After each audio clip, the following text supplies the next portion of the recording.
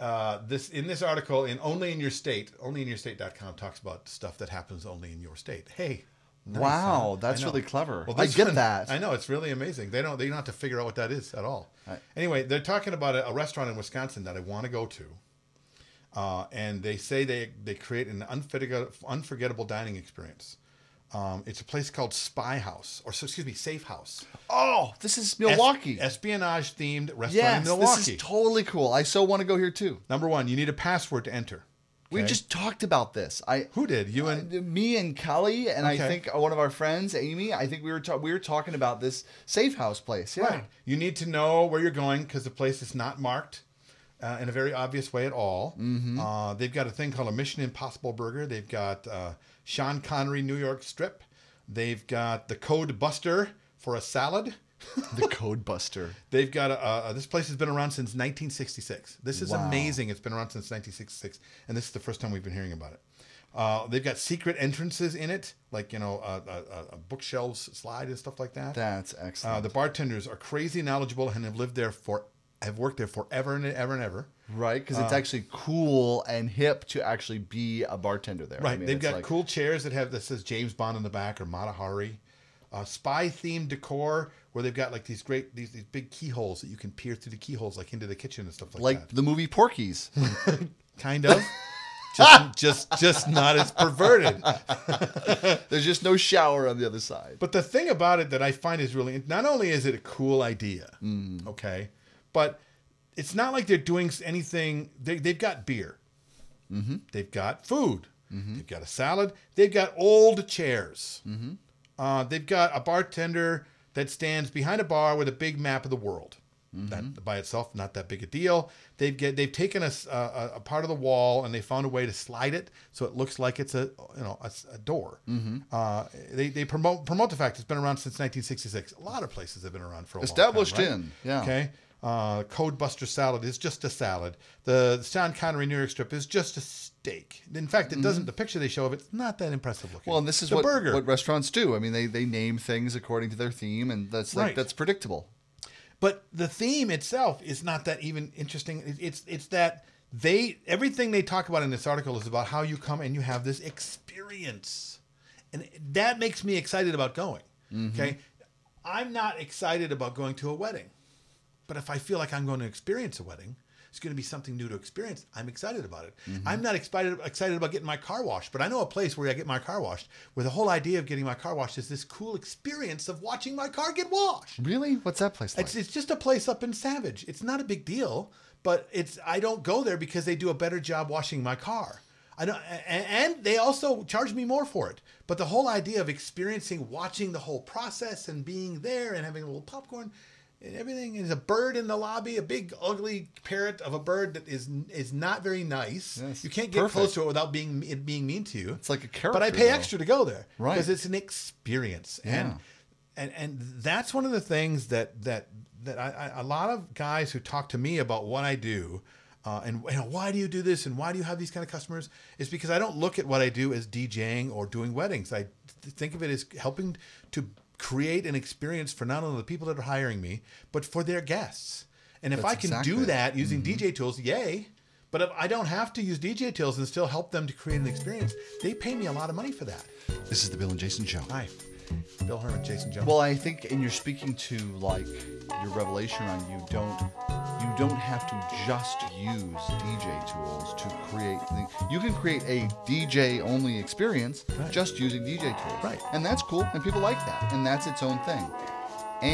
Or you can use DJ tools and theater tools and storytelling tools and improv tools and game show tools and so your experiences can become bigger and bigger and bigger. But even with those things, and with the entertainment experience, I can help to teach those ideas. Okay, but here's the beauty of the whole thing is what you said before you started to talk about that is that a DJ can help to create an experience. If his goal is to help people experience what he does, not just listen to it, not just do what they expect to do, not just see another DJ do what a DJ does because they've seen it a million times. There's no experience there. There's an experience of I've seen that.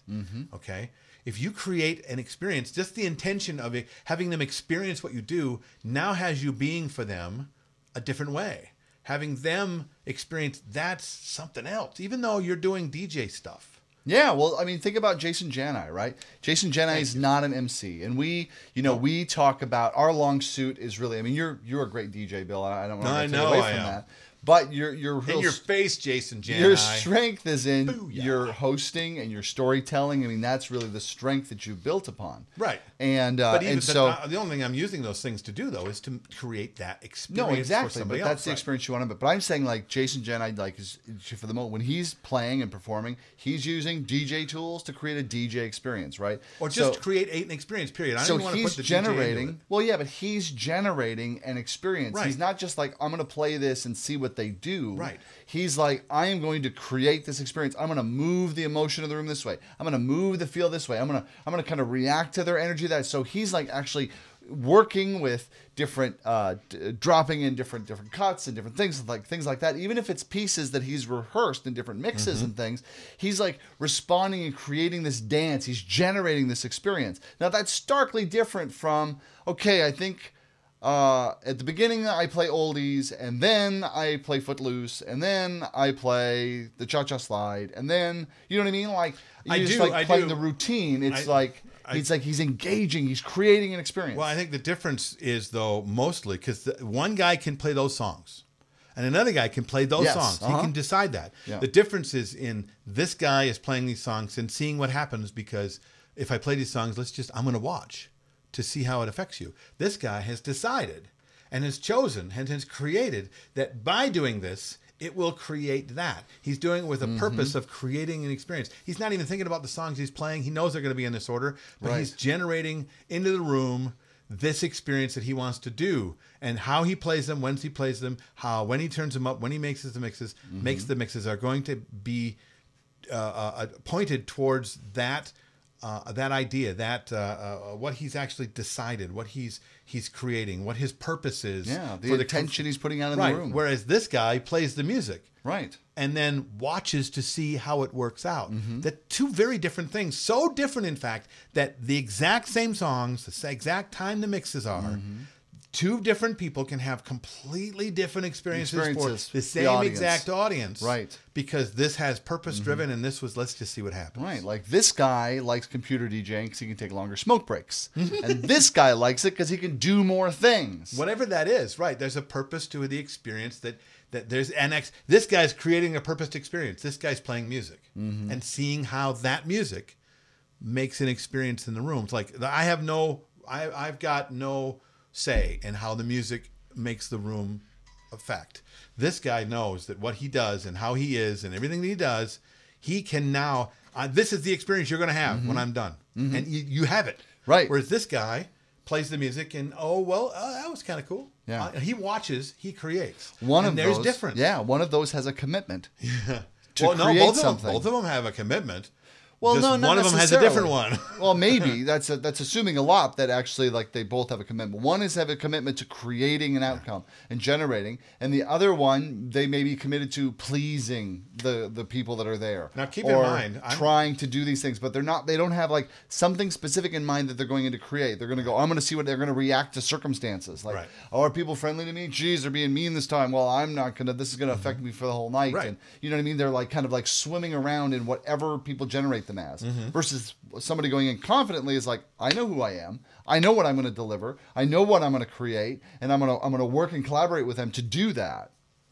So, and the point of my distinction with the MC work and the Jason Johnny focusing on the DJ work is that this isn't about one or the other. It's about bringing the experience to every facet or everything you do or whatever you take on to be your strength.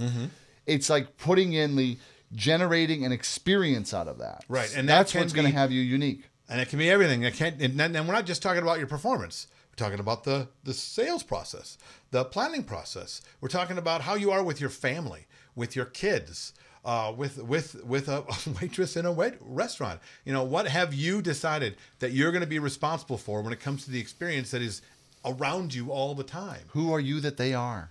Ooh, I'm going to get a T-shirt that says that. Yeah, so the who whole are like, you what? that they are? I'd like to know. Make a comment in the comments below.